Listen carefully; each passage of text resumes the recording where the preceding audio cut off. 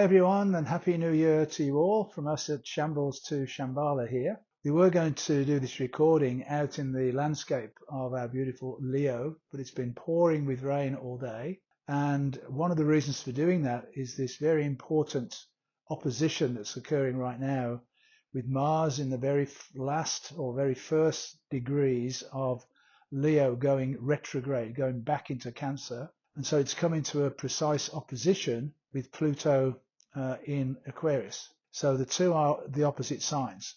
And so what's important to understand here is that there's a potential for some defensive, aggressive reactions.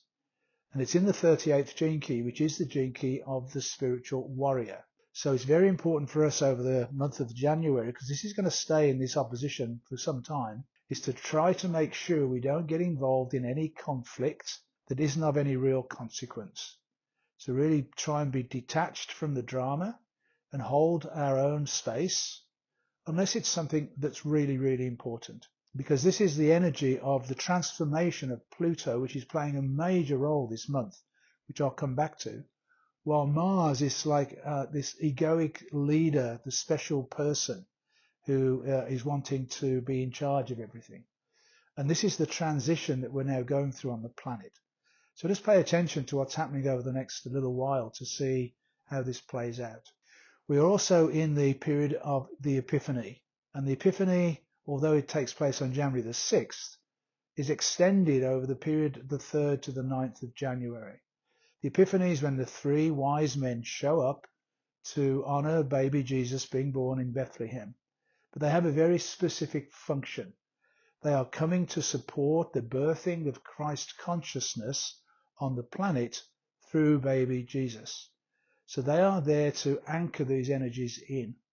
So every year at this time, we have this very powerful download of high cosmic consciousness energy coming in to support us to raise our frequency to a higher level. And what we are wanting to do is to connect that energetically from the heavens through our being, our physical, mental, emotional, spiritual bodies into Mother Earth itself. So when you get the opportunity to, over the next few days, get out into nature and really feel that connection coming through you, flowing through you, as we take part in this grounding of Christ consciousness on the planet. This new year, I do believe, is going to be a major transitional year from the old world to the new world. So one of the most important things for us to be doing right now is to let go of any old identities that we are still carrying. And those are old habits, old patterns, old relationships, letting it all go so that we can step into this new way of being in the new earth. The new earth is already being birthed on the planet. And so we want to align ourselves with that new earth energy coming in by focusing on what we truly want for ourselves and for our families in this new year coming in. And it works out that the end of January is going to be really significant in helping us in this way. But before we get to that, we have a full moon right in the middle of January, and the full moon will be in Cancer. The sun will be in Capricorn, and this is all about the sense of safety and security that we have in the world. The Cancer is the emotional security and our family and how we're interacting with our families in that safe and secure background, while the Capricorn energy is about our safety and security out in the world, particularly in the world of work.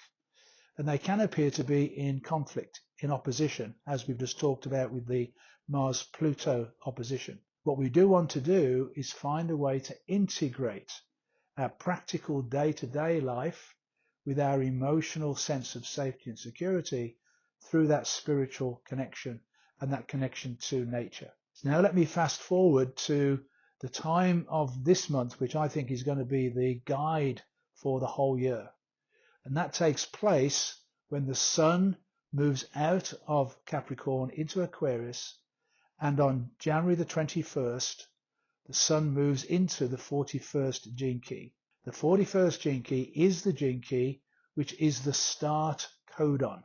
It starts something off fresh and brand new. And that takes place on the 21st of January.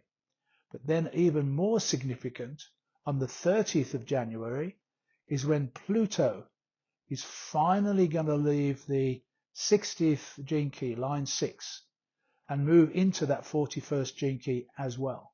Now, why this is so important is back in November, when Pluto moved into Aquarius, the evolutionary astrologers were very excited by that. What they didn't know was there was this residual connection to the old energy through the 60th gene key of limitation. So we are not completely set free from that energy until the end of the month on January the 30th. So we're building up to the release of this old limiting system, this old belief system, to set ourselves completely free on January the 30th. So it's going to be a very, very powerful last 10 days of the month for us to really stamp our personal sovereignty and our own authority on the way in which we're going to be in the future. To assist us in this, there's an amazing planetary alignment taking place during that 10-day period. It begins around the 21st, 22nd of January. But then on January the 25th, Mercury will join all of the other planets in this amazing lineup in the sky, which we will all be able to see across the planet. And it's going to take place just after dark, typically around 8:30 p.m. your own time. And what you will see on a clear night are all the planets lined up across the sky. It's going to be an amazing scene. Now, some of those planets are not visible. It requires a telescope, but most of them are. So even with the naked eye on a clear night, you'll be able to see it. Then on the 29th of January is when we have the new moon in Aquarius. And again, because there's no moon shining, it will make it an even clearer opportunity to see this lineup. But it can't be too late because some of those planets will drop down below the horizon by sort of 11:30 at night. So what is the significance of this? It's a powerful alignment. All the planets are giving us the green light to say, align yourself with spirit, balance your life, find the level of commitment to your spiritual truth that really matters. And it's really important for you then to take your own personal authority and your own sovereignty to decide what is right for you, because there is going to be continued pressure to conform to that old way of being. The old world are not giving up easily, and they're going to continue to try to keep us trapped and locked down. And what we are going to do is to step into our own truth in whatever way that we feel the need to do so that we will then follow our own truth, and we will stay very closely connected to Mother Earth and work our way through it with her. Now, at the same time, and I'm never sure about Richard Rudd and what he knows and what he's tuning into, but amazingly, he's decided to open up his new transmission called the Star Pearl on January the 24th, right in the midst of all of this. Now, he has said that he chose that date deliberately because it aligns with the Midas touch. The Midas touch is everything you touch turns to gold. And this new transmission called the Star Pearl is about an expanded pearl sequence from the original golden path. So it includes now 3 extra spheres, which are to do with our relating to people in the world, our creativity in the world, and our stability. And so what happens is the old 4 spheres in the pearl sequence are joined by these 3 new spheres. The old spheres are the evolutionary journey up and out in our world of work and how we present ourselves in the outer world. And the 3 new ones are our involutionary journey coming down and in. And the shape that's created geometrically in a planar view is a Star of David. But in a 3-dimensional view, it is our own star Merkaba. And when I first heard Richard talk about this way back in 2016, I think it was, when he first spoke about it, I got this excited feeling inside that this is it. This is the icing on the cake, because we are going to be inside our own star Merkaba by being given this new structure with these new keys. So you'll have new keys to work with, you'll have new qualities to work with, and new pathways to work with. So it will take you into this, what I'm going to call, exalted state of being during this time. It's a 9-month process, again, totally deliberately.